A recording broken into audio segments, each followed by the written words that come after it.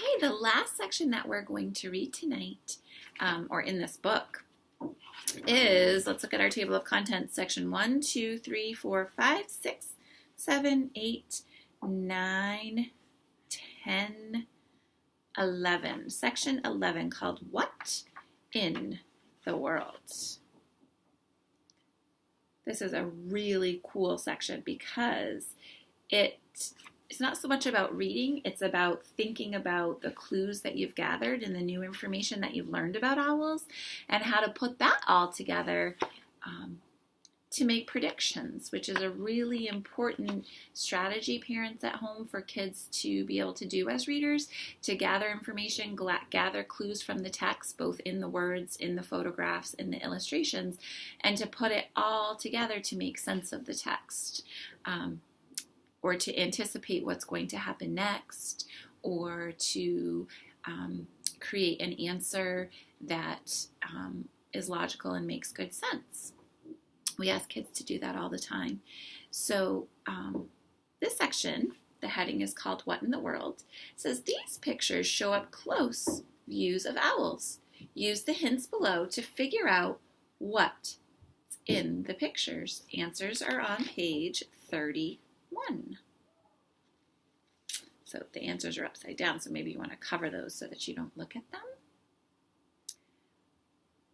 So tonight, as you're reading and looking through the different photographs, you could go back into the text. You can make your prediction, what you think it is. And then once we make predictions, we teach kids to do two things with those predictions. We either confirm our prediction and say, yep, that's correct. We can confirm it. That's accurate. That's true. That really happened based on what we know in the text. Or we adjust our predictions. So we make a prediction about what we think it is or what we think is going to happen.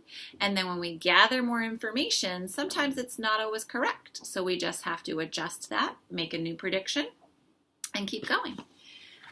So that's an activity that could really strengthen the comprehension or the way that we think about books when we're reading, is doing that prediction activity of what do you think it is? Why do you think it is that?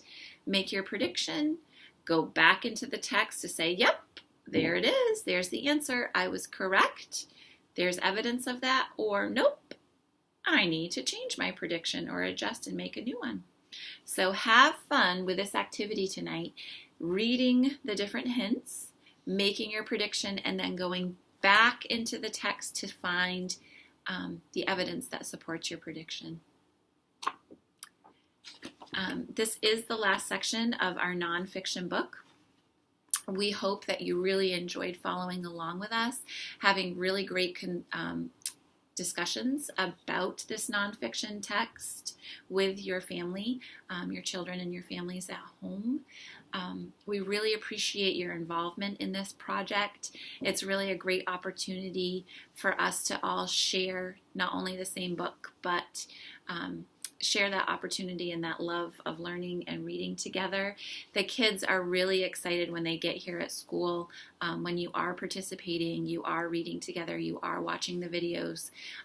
When they see me in the hallways, they always comment on, oh, I read my chapter last night, or we talked about this, or we did this activity. So keep up the good work at home, because your involvement is what really makes this project a success, and we really appreciate that here at Ridgeview. Some of our kindergartners have a second nonfiction book, and I am not going to read the sections in that second nonfiction book. That's something that you can explore independently. I know some of the kids have been sharing that they've been listening to teachers read the chapters in Owl in the Shower, and that's awesome. We did not have enough copies to give our pre-K and K students this time, but if you've gone ahead and listened to that read aloud online, that's really cool. A great option, because it's a nice book that teaches us about conservation and ecology and the balance of the human world and the animal world. So that's a great opportunity. We hope that you do join us on May 17th. We're going to have our group from the high school here joining us for a STEM night. They've planned all kinds of really cool family activities around science, technology, engineering, and math that they've planned for you that connect to OWL. So we hope that you make it back to Ridgeview on the 17th for that. And again, we appreciate your involvement. We hope you've enjoyed the program and keep up with the activities that we continue to send home. Happy reading!